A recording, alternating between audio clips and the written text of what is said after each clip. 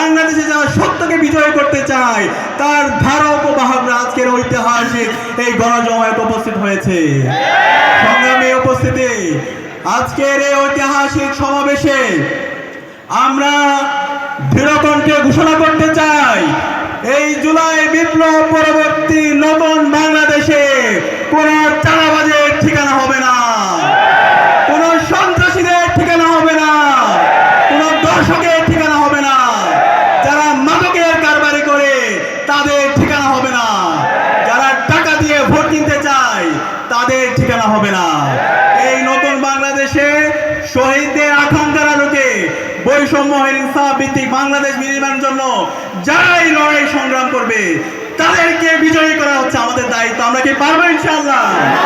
এই যে বলছি বৈষম্যহীন ইনসাফ ভিত্তিক বাংলাদেশ বিনির্মাণ, এই ইনসাফের প্রতীক কি? ইনসাফের প্রতীক এদিকে শুনতে চাই, প্রতীক আমাদের মা বোনদের থেকে শুনতে চাই ইনশাআল্লাহ। আমরা যারা তরুণ প্রজন্ম আছি, গত 3 মেয়াদে আমরা ভোট দিতে পারি নাই। বাংলাদেশে 18 থেকে 35 বছরে যারা যুবকরা আছে তারা ভোট দিতে পারে নাই।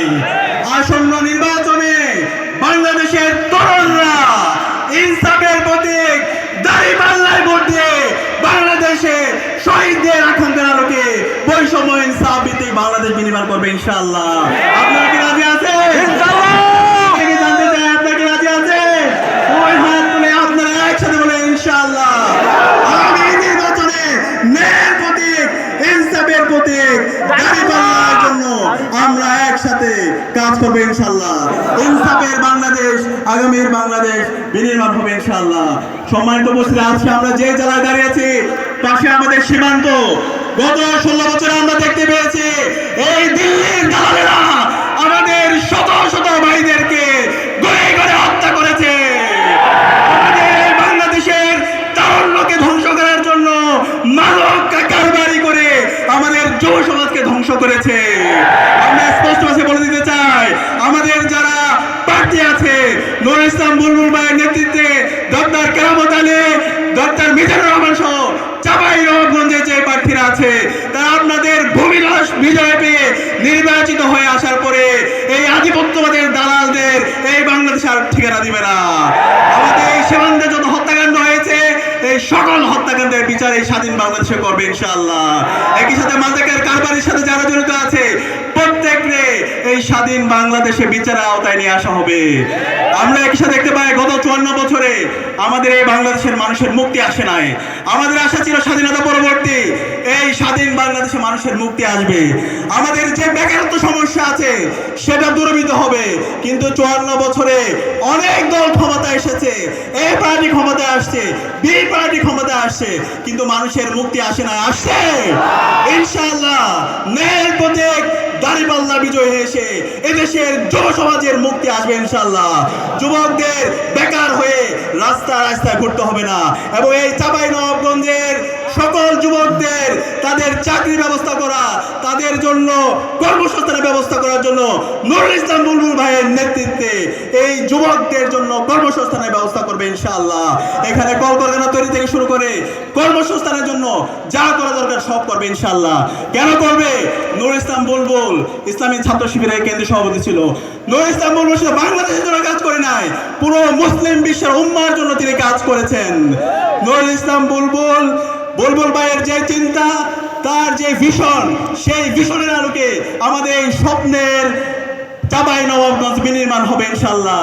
নুরুল ইসলাম বুলবুলকে আমি বলি বাংলার এরদোয়ান। আপনারা কি বাংলার এরদোয়ানকে চিনেন? এরদোয়ানকে চিনেন? যে এরদোয়ান তুরস্কের মধ্যে একটা হার্ড সেকুলার কান্ট্রি, বাংলায় তুরস্ক রাষ্ট্রকে নতুন ভাবে বিনির্মাণ করে আজকে সারা বিশ্বে নেতৃত্ব দিচ্ছে, ঠিক একইভাবে নুরুল ইসলাম বুলবুল বাংলার এরদোয়ান হিসাবে আপনাদের ম্যান্ডেট পেয়ে নির্বাচিত হয়ে সারা বাংলাদেশে চাঁপাইনবাবগঞ্জ জেলাকে একটি রোল মডেল হিসেবে প্রতিষ্ঠা করবে ইনশাআল্লাহ। আপনারা কি পারবেন? ইনশাআল্লাহ। আমরা একই সাথে বলতে চাই, আমার মা বোনরা এখানে আছে, আমরা বিগত ফেস্টিভালে আমরা দেখতে পেয়েছি বাংলাদেশের সকল মেডিকেলগুলো, সকল হাসপাতালগুলো সিন্ডিকেটে ভর্তি। আমার মা বোনরা যখন অসুস্থ হয়ে হাসপাতালে যায় তারা ট্রিটমেন্ট পায় না। এই সিন্ডিকেটের কারণে আমার মা বোনরা, আমার চাচারা, আমার ভাইরা তারা ট্রিটমেন্ট পায় না।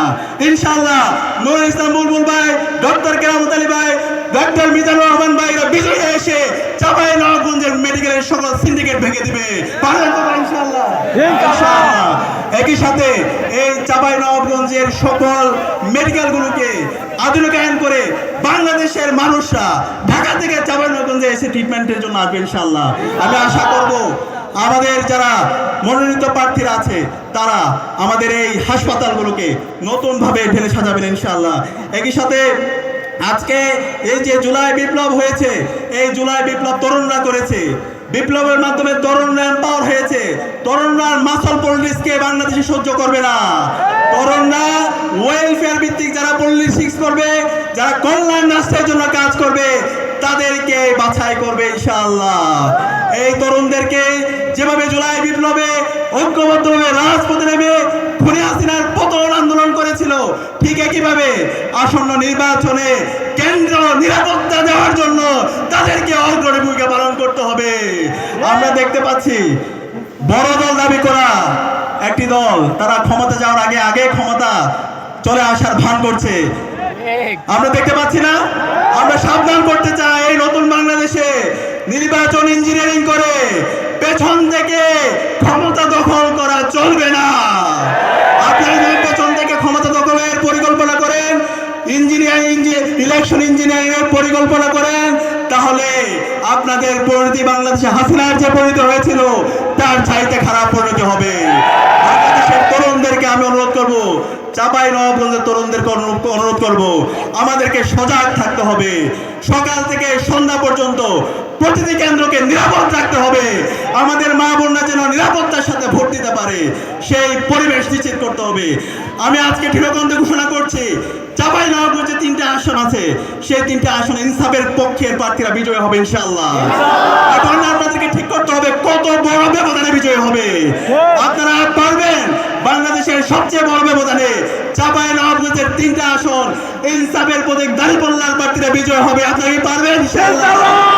আমার মা বোনদের থেকে জানতে চাই, শুধু মা বোনরা যদি নামে, মা বোনরা যদি ইনসাফের প্রতীক দাঁড়িপাল্লার জন্য প্রতিটা করে যায় ইনশাআল্লাহ, তাহলে ইনসাফের প্রতীক দাঁড়িপাল্লা বিশাল ব্যবধানে চাঁপাইনবাবগঞ্জ সহ বাংলাদেশে সারা বাংলাদেশে নির্বাচিত হবে ইনশাআল্লাহ। সম্মানিত তরুণ যুবকদেরকে বলছি, আমরা যেহেতু গত 3 মেয়াদে ভোট দিতে পারি নাই, নতুন বাংলাদেশে শহীদদের আকাঙ্ক্ষার আলোকে বৈষম্য ইনসাফ ভিত্তিক বাংলাদেশ করার জন্য তারুণ্যের যে প্রতীক, ইনসাফের যে প্রতীক, সেই দাঁড়িপাল্লার জন্য আমাদেরকে কাজ করতে হবে। তারুণ্যের প্রথম ভোট, তারুণ্যের প্রথম ভোট, তারুণ্যের প্রথম ভোট। তোমার উপস্থিতি গত ফেসিবাদী আমলে আমরা দেখতে পেয়েছি আমাদের মা বোনদের উপর জুলুম করা হয়েছে। এই অঞ্চল, রাজশাহী অঞ্চল শহীদদের রক্তস্নাত জায়গা।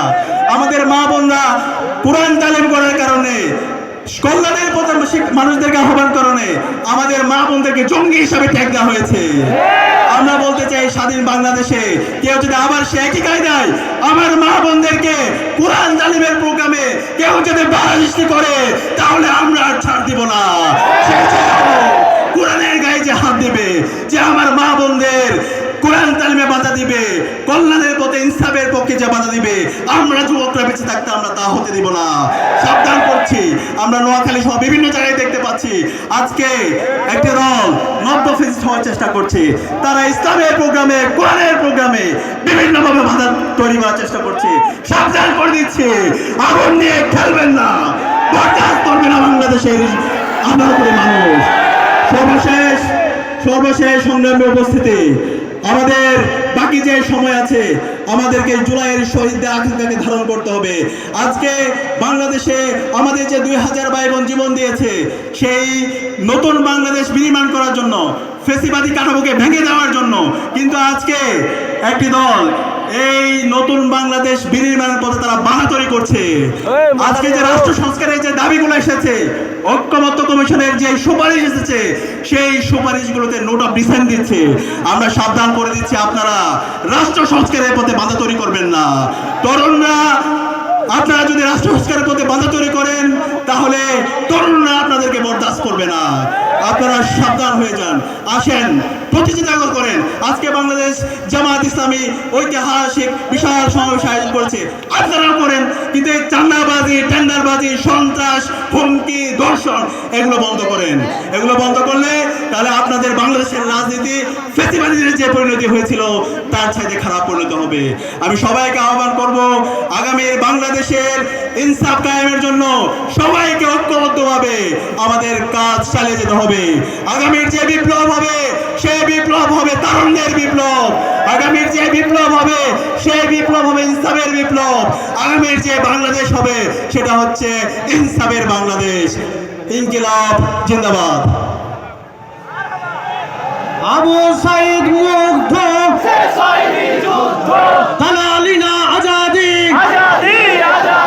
সংগ্রামী চাঁপাইনবাবগঞ্জবাসী। এই পর্যায়ে বিশেষ অতিথির বক্তব্য রাখছেন বাংলাদেশ ইসলামী ছাত্র শিবিরের সাবেক